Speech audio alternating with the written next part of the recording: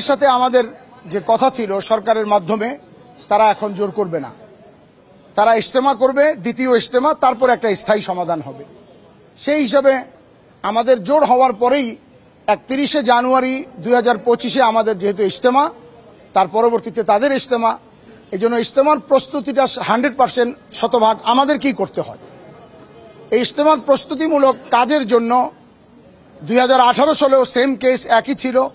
ইজতেমা প্রস্তুতির জন্য আমাদের সাথীরা ময়দানে উপস্থিত হয়েছেন এবং আমাদের সাথীরা ময়দানে কাজ করছেন, খুঁটি ইত্যাদির কাজ, এটার ফুটেজও আছে যারা কাজ করতেছেন। ইতিমধ্যে তারা ময়দানে জোর করার জন্য তারা বিভিন্ন জেলাতে 20 তারিখ থেকে জোর করবে এবং তারা আমাদেরকে বিভিন্ন গণমাধ্যমের অথবা নেটের মাধ্যমে, মিডিয়ার মাধ্যমে আমাদেরকে হুমকি দিতে থাকে যে কোনো উপায় মাঠ ছাড়তেই হবে, না ছাড়লে কিভাবে ছাড়াতে হয় দেখানো হবে। অর্থাৎ তারা যেই কাজটা করবে এটা তাদের প্ল্যান ওয়াইজ ছিল। আমাদের সাথীরা নির্বিঘ্নে মাঠে কাজ করছে, পাহারা দিছে। গতকাল রাতে তারা সারা দেশ থেকে একত্রিত হয় টঙ্গীর কামারপাড়া এলাকাতে, আসানিয়া মিশনের পাশে তারা এক জায়গায় যে মসজিদে অবস্থান করে সেখানে তারা একত্রিত হয়। রাত 2টার পর থেকে তারা কামারপাড়া ব্রিজের এখানে জমা হয়, শোরগোল করতে থাকে, স্লোগান দিতে থাকে, চিৎকার করতে থাকে। তখন তারা আমাদের ছাত্র সমন্বয়ক সার্জিস এবং হাসানাত আব্দুল্লাহ এদের সাথে তারা বসে। তার একটা ফুটেজও আপনারা ভিডিওতে পাবেন মোবাইলে, ইউটিউবে। সেখানে সার্জিস এবং হাসানাত আব্দুল্লাহ তাদেরকে আশ্বস্ত করে যে আচ্ছা, আমরা অপর পক্ষের সাথে কথা বলে মাঠ আপনাদেরকে নিয়ে দিব, কিন্তু শর্ত হলো যে আপনারা 20 তারিখ থেকে 25 তারিখ পর্যন্ত জোর করে 25 তারিখ আপনারা মাঠ হস্তান্তর করে দিবেন। তারা বলে যে হ্যাঁ, আমরা এটা করব। তো তাদের সাথে এই কথা বলে সার্জিস এবং হাসানাত আব্দুল্লাহ উপদেষ্টা মণ্ডলীদের পরামর্শক্রমে আমাদের মুরব্বীদের সাথে কথা বলার জন্য রাত 3টায় এখানে আসেন। তখন ওনারা এখানে ছিলেন।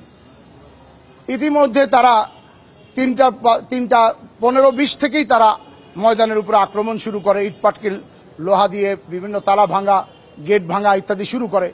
ময়দান থেকে যখন আমাদের কাছে ফোন আসে, হ্যাঁ, ময়দান থেকে ওগুলি তো পরে করছে, বুঝছি আমরা, যে প্রথমে তারা গেট ভাঙা শুরু করছে। তো যখন নাকি আমাদের সারা রাত্রি